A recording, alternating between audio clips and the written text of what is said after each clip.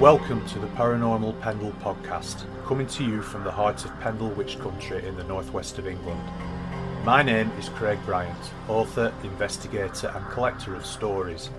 Join me as we take a journey into the paranormal, UFO sightings, cryptozoology and big cats. This is the Paranormal Pendle podcast.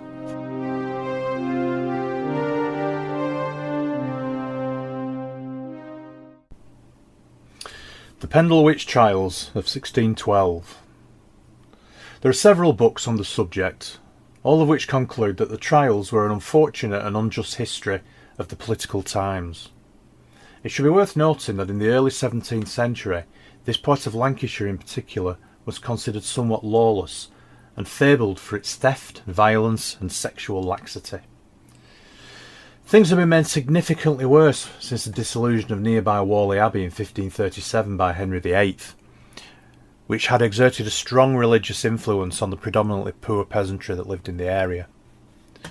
When James I came to the English throne following the death of Elizabeth I, he was a particularly strong believer in Protestantism and was convinced that there was a plot to remove him by Catholic sympathisers. He was a strong believer in witchcraft, which was exacerbated in 1590 following his attendance at the North Berwick witch trials in Scotland. The accused, he believed, were responsible for sending a storm which nearly sank the boat he and his wife Anne were sailing on whilst returning from a trip to Denmark. In 1592 James wrote a book called Demonology, in which he instructed his followers and fellow Protestants to denounce and prosecute any supporters or practitioners of witchcraft. James was becoming more obsessed and paranoid by the subject of witches and believed that they were present at every turn. A year after ascending to the English throne, a law was enacted imposing the death penalty in cases where it was proven that harm had been caused through the use of magic or corpses had been exhumed for magical purposes. By 1612 he had instructed every single justice of the peace, in effect a local magistrate, to compile a list of all recusants. These were those who refused to attend the Anglican Church or practice Protestantism. Into this toxic atmosphere of accusation and counter-accusation stepped Roger Nowell, the Justice of the Peace for Pendle, who resided at Reed Hall near Burnley. In 1612 he had heard a complaint by the family of a pedlar and travelling merchant, John Law, who had allegedly been injured by witchcraft. Many of those who were implicated did indeed consider themselves witches, a description which only later conjured up images of black cats, pointy hats and broomsticks. In the 17th century, witches were no more than wise men and women skilled in the art of healing whilst using natural remedies, often in return for payment, and were accepted as part of rural village life. Sadly, in these dark times, the word witch began to take on a darker meaning. And so the story goes. John Law from Halifax had been travelling on horseback when he came upon two local characters, Elizabeth Southerns, known locally as Demdike, and her granddaughter, Alison Device. Demdike was the matriarch of a well-known but poor local family, and had been considered a witch by her family and peers for over 50 years.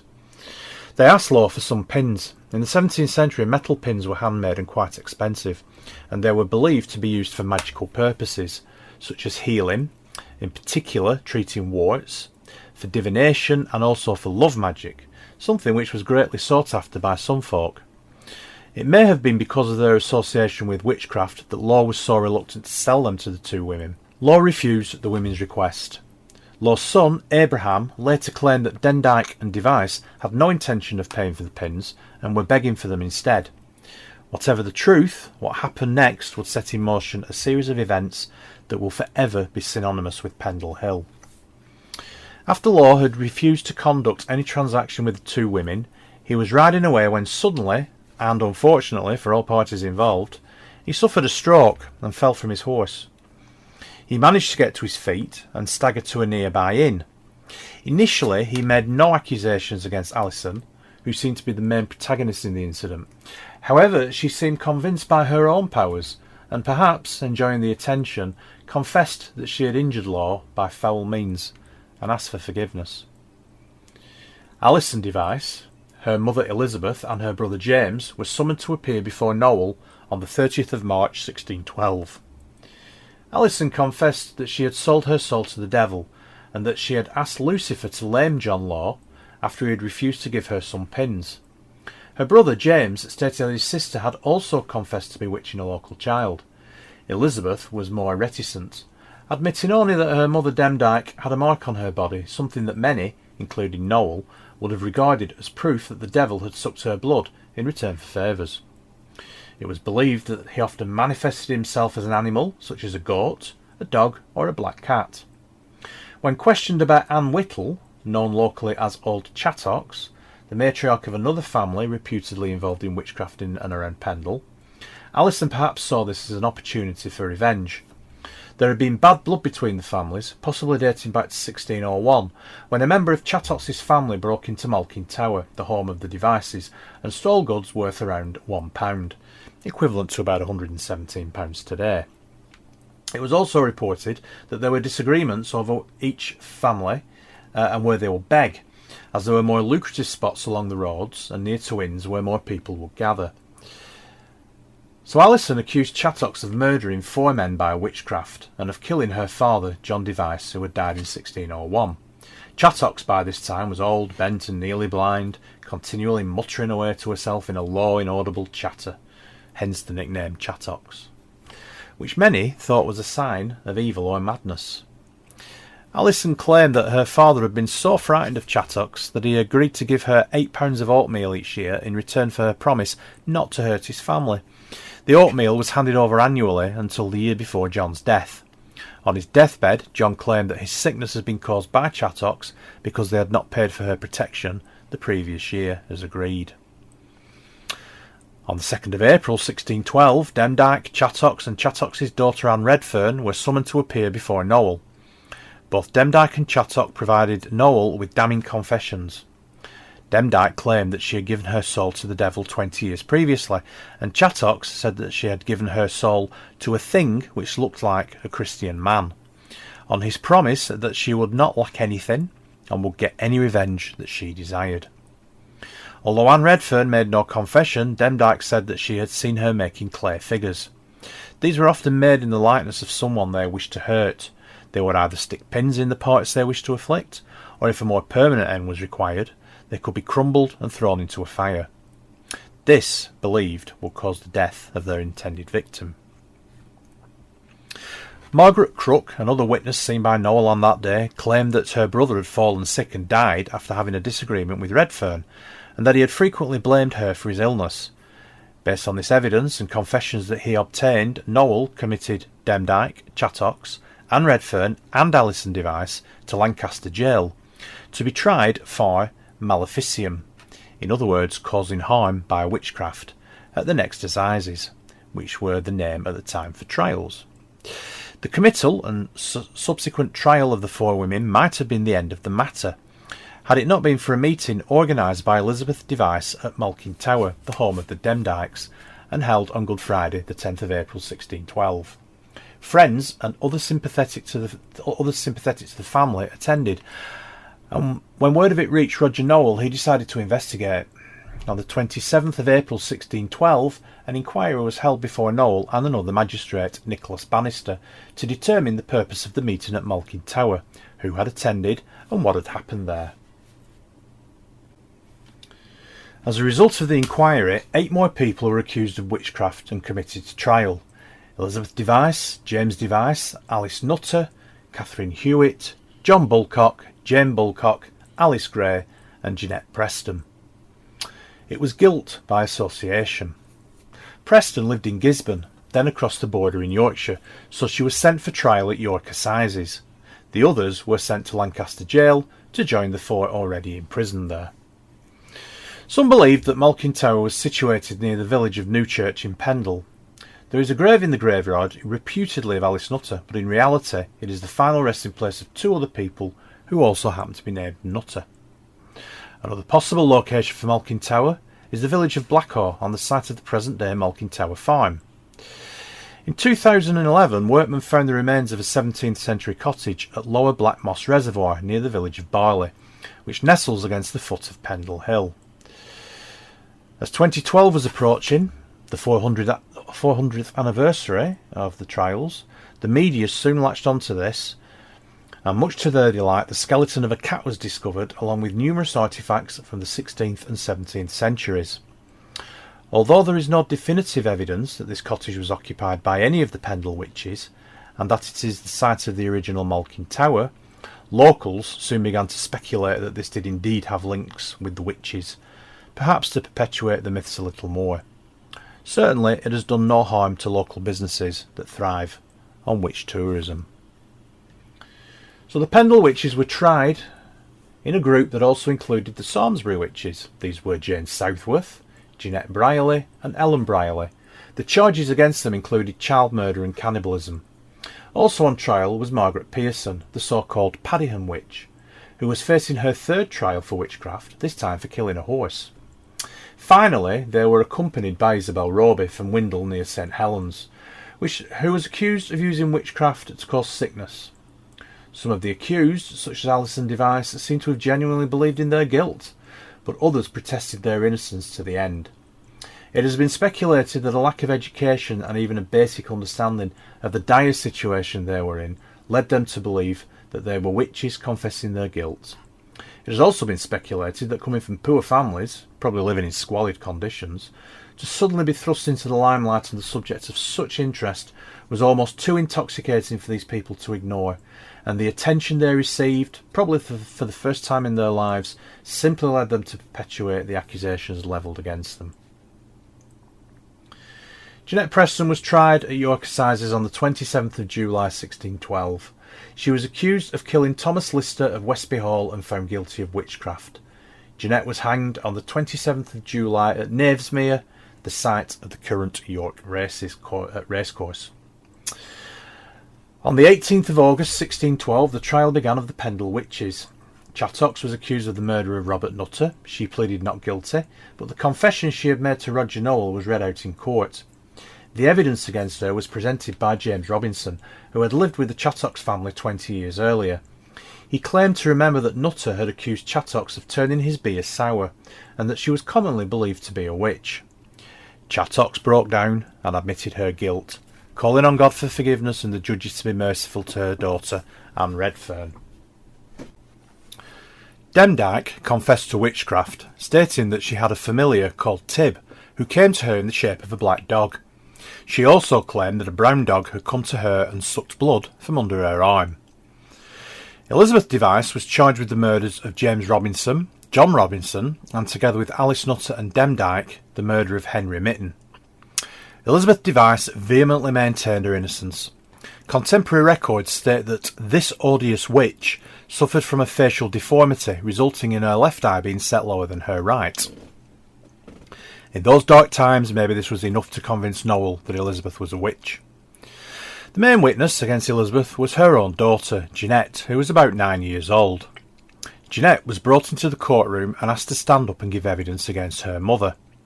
Elizabeth, finding herself confronted with her own child making accusations that could lead to her execution, began to curse and scream at her daughter, forcing the judges to have her removed from the courtroom before the evidence could be heard.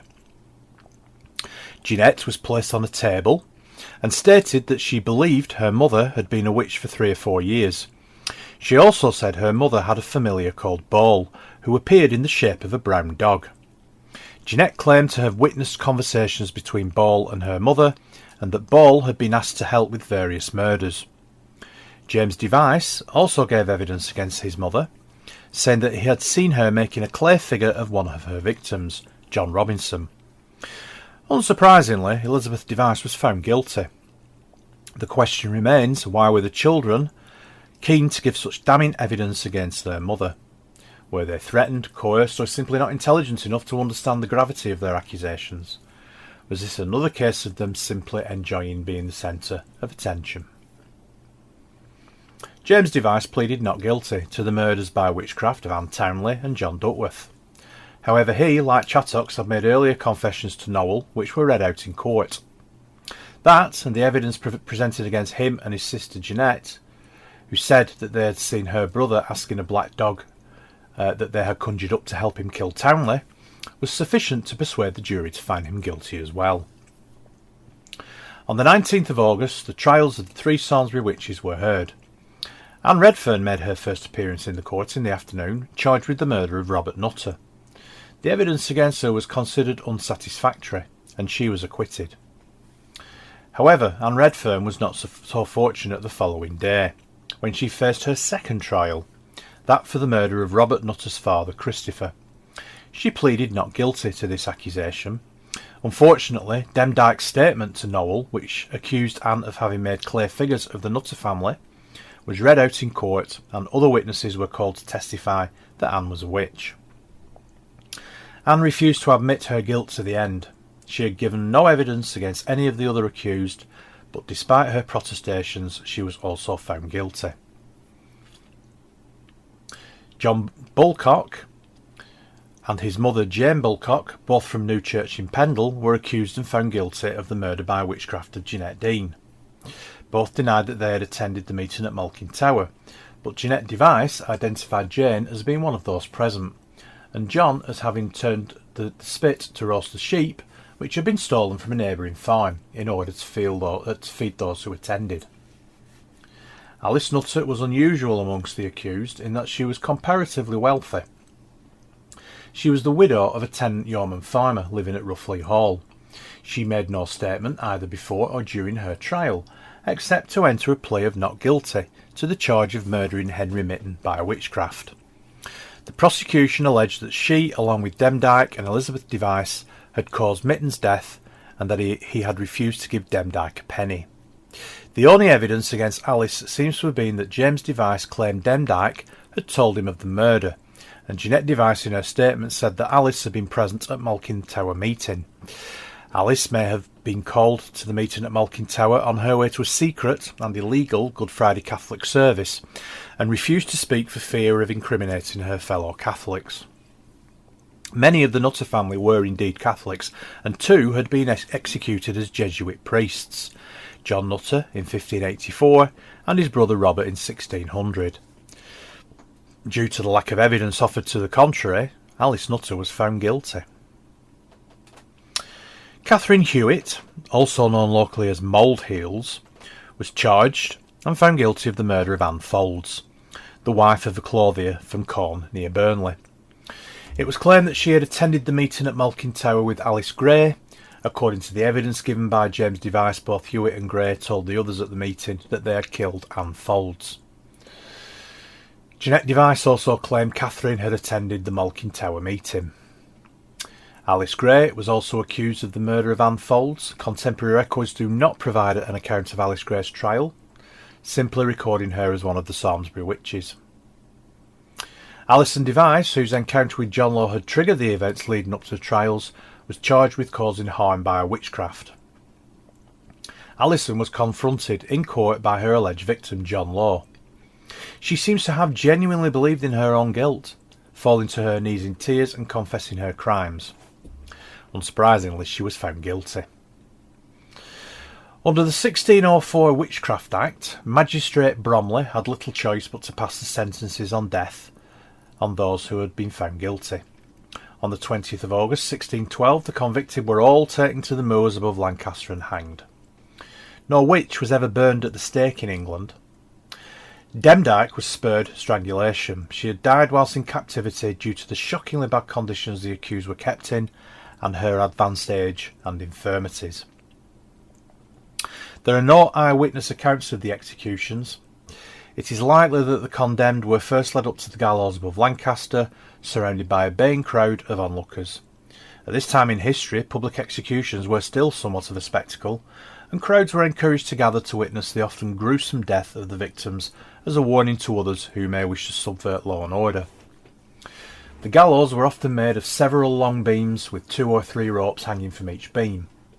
At Tyburn in London, the beams were often constructed in a triangle, 3 at a time, so that multiple executions could take place. The condemned stood on a bench or a cart, and once the noose was placed around their necks, the support was removed and death was by slow strangulation, rather than breaking the neck. In later times, the drop method was employed as a more humane method of dispatch. What became of the bodies is unsure, but it is likely they were buried close by and not returned to Pendle, as in some stories. What we do know is that little Jeanette Device returned to Pendle, although who she lived with was uncertain. We know she returned because some years later she would find herself once again in the court of law, this time as an accused witch herself. What led to the confessions of the people involved we will never know. Perhaps they genuinely believed that they were practising witches, or had seen things that perhaps in reality were more innocent than claimed. Certainly the incident which started the whole series of events was unfortunate, but the confessions, accusations and counter-accusations which followed suggested a feud between the two families which soon enveloped a community and encapsulated those further afield. In a time when anyone not openly practising the Anglican faith and perhaps still clinging to old pagan rituals and traditional medicines were viewed with suspicion by the authorities. It is perhaps unsurprising that this case escalated as quickly as it did. No doubt the judge and jury had some preconceptions of the accused, and some of the confessions may have been forced or simply made up. Whatever the reasons behind the events of 1612, the story of the Lancashire witches is indelibly linked with Pendle Hill and the surrounding area.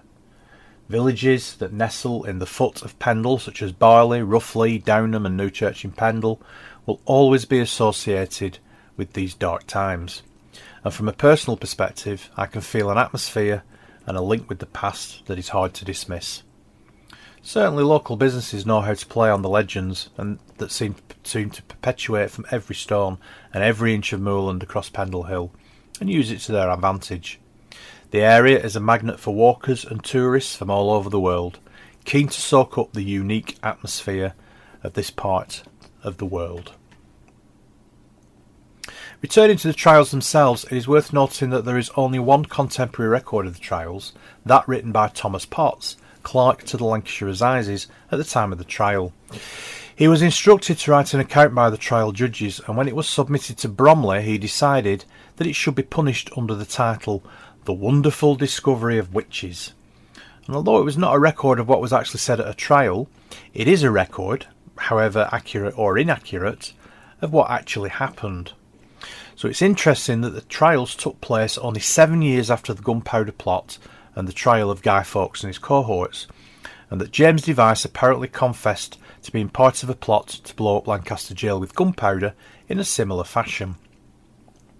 As preposterous as it sounds, it is perhaps indicative of the times and the willingness of many of the accused to confess to almost anything, no matter how outlandish. It is also worth noting that Potts dedicated his book to Thomas Knivett and his wife. Knivett was the man credited with discovering and arresting Guy Fawkes. In 1633, Jeanette Device found herself once again in court. This time she was accused of witchcraft herself. The 1612 trials could be excused due to the fervour and religious zeal of James I and his followers, but this trial seems to have hinged on nothing more than the magistrates stirring up another witch hunt. The account is startling in that it shows just how haphazardly the trials were conducted and the callous manner in which the prisoners were treated and shown off no better than animals in a zoo. But that is a story for another time. You can visit my website at www.craigbryant.co.uk. Paranormal Pendle will return, and remember to keep watching the shadows.